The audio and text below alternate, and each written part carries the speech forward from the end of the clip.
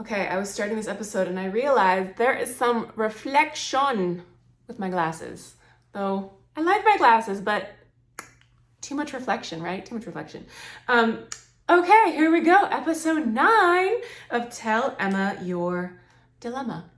Let's just get into it. We're in the flow with Tell Emma Your Dilemma. Let's get into it. Okay, I'm going to read today's dilemma. The dilemma is, it's about a limiting belief. Raise your hand if you have limiting beliefs. We all do. So how do I rewire a limiting belief in my career and in my life? A belief of that, believing that what I want is available to me and that it's easy for me to create and to receive at my age, and that I'm right on time. So this person is struggling with believing that they're right on time, that they can receive and create at their age, and then believing that what they want is available to them. I'm going to start there because there's 3 main core limiting beliefs that we have. The first one is I'm not enough, in whatever form that takes. That in me, in the core of my being, is not enough. I'm not good enough. I'm not pretty enough. I'm not talented enough. I'm not smart enough. I'm not skinny enough. Just I'm not enough. Something about me in the core of my being is not enough. So that's one. The second one is I'm different. And if I'm different, I can't connect. And, I always say, we all have this fear that we're different. I always say that means we're all the same. We're all unique. We are beautifully unique, but we're all the same. I see it all the time in my work. So many of us have similar limiting beliefs and fears, and we have similar desires, right? And what we want. So we're all way more similar than we realize.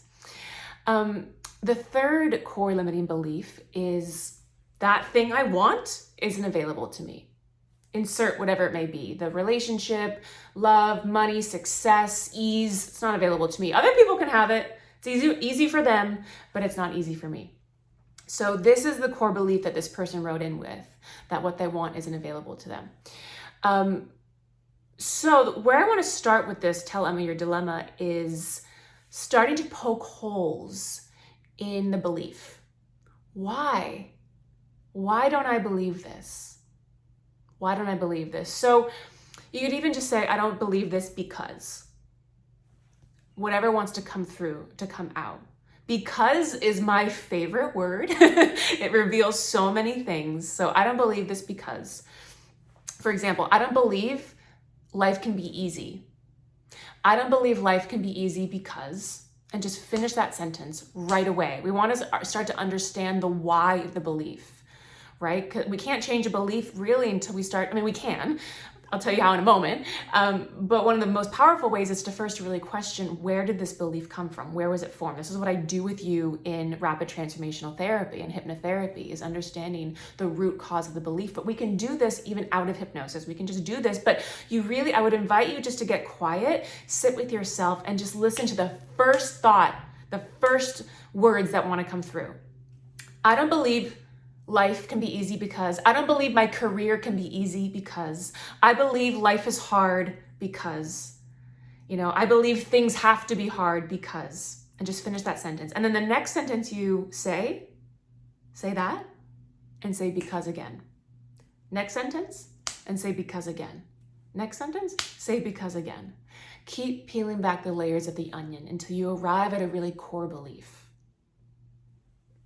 Whatever it may be for you. Often it can be, I'm not enough, I'm not worthy, I'm not significant, my needs don't matter, right? So when you have this deeper belief, of course those it's going to build up this layer and pyramid of other beliefs, right?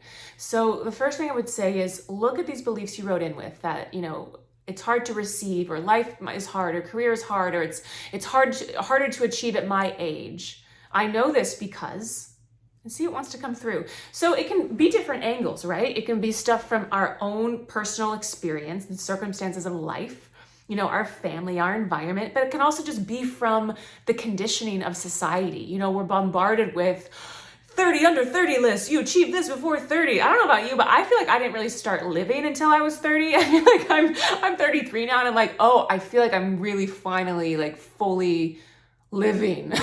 My 20s were a little bit of a like most of ours, right? Their 20s is a time to just, experience things and move through things. And I feel like in our 30s, it's a time to like actually shed the shit, shed the bullshit, and arrive back home in the truth of who we are.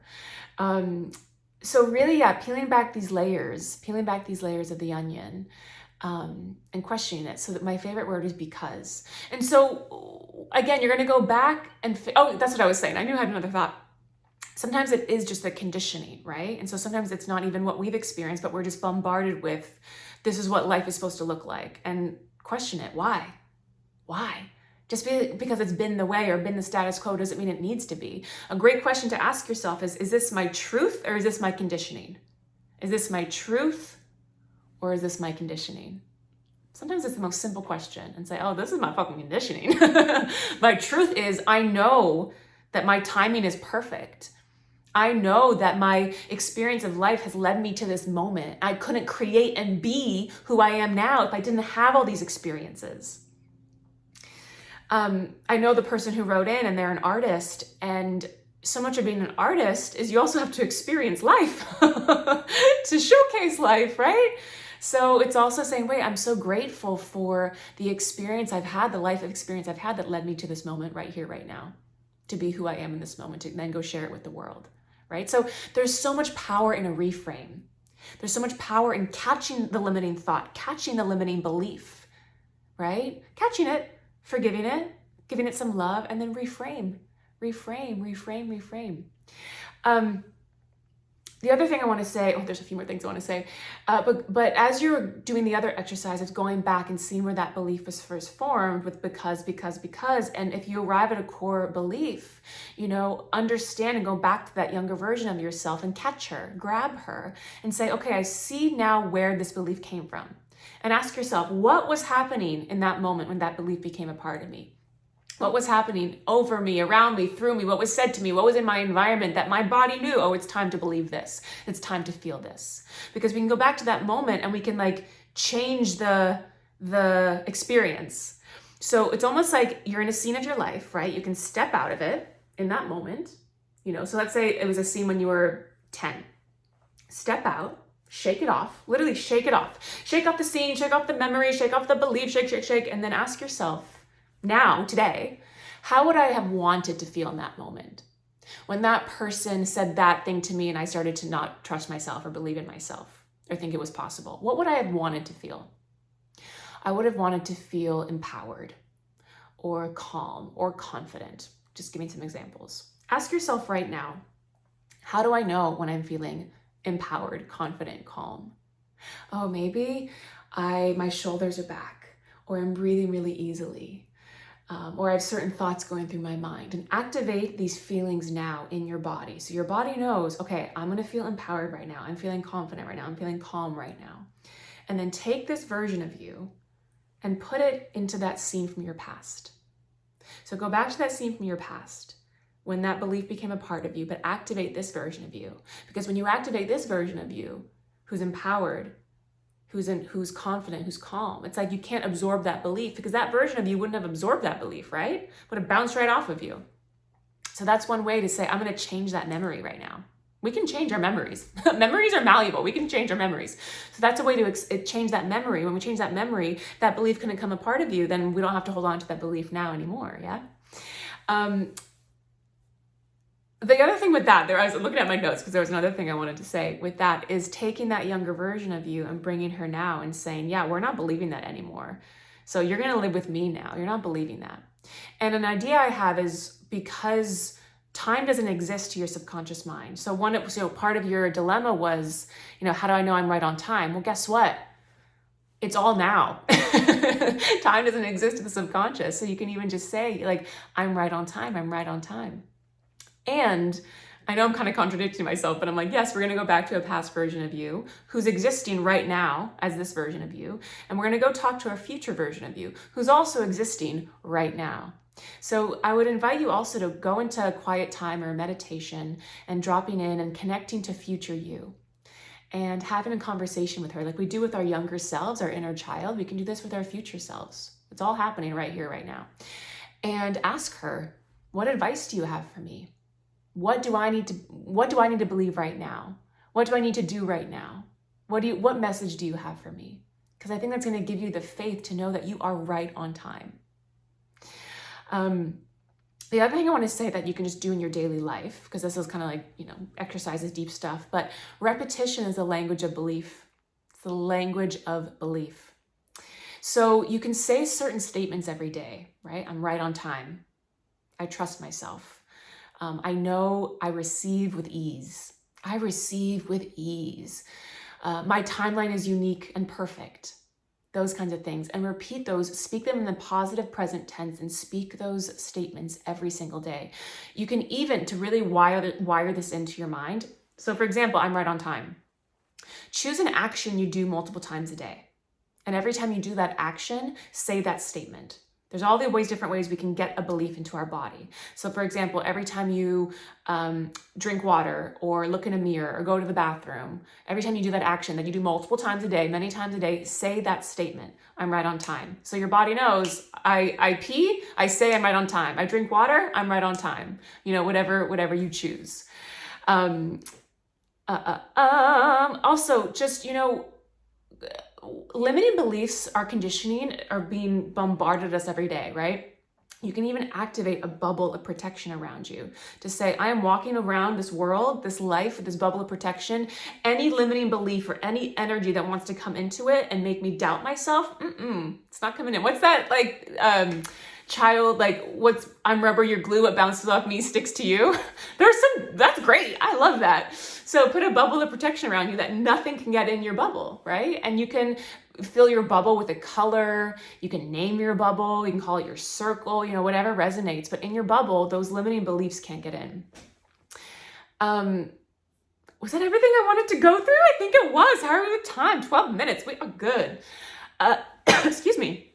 So those are the main things for this episode with limiting beliefs, is going back, even out of hypnosis, we can go back and peel back the layers of the onion to figure out when it was formed. We can bring those needs up into our life now. We can talk to our future self for advice, and really repetition. The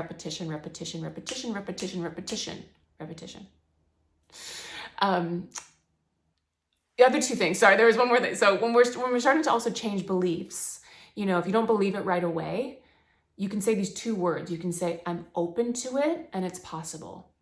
It's possible I'm right on time. I'm open to believing that I receive with ease. Yeah. Or what I want, I was going back to your dilemma. What I want is available to me. I'm open to believing this. It's possible it is, right? That's the one thing I wanted to say. I knew there was something else. I could feel it. I was with a client yesterday, and she said this beautiful thing after we got out of session. She said, wow, you're only a belief away from changing your life. I was on this door, and I opened the door and I could walk through, and I was just a belief away from changing my life. And it just felt so simple, right? Like, I'm a belief away from changing my life. So this is where the repetition comes in.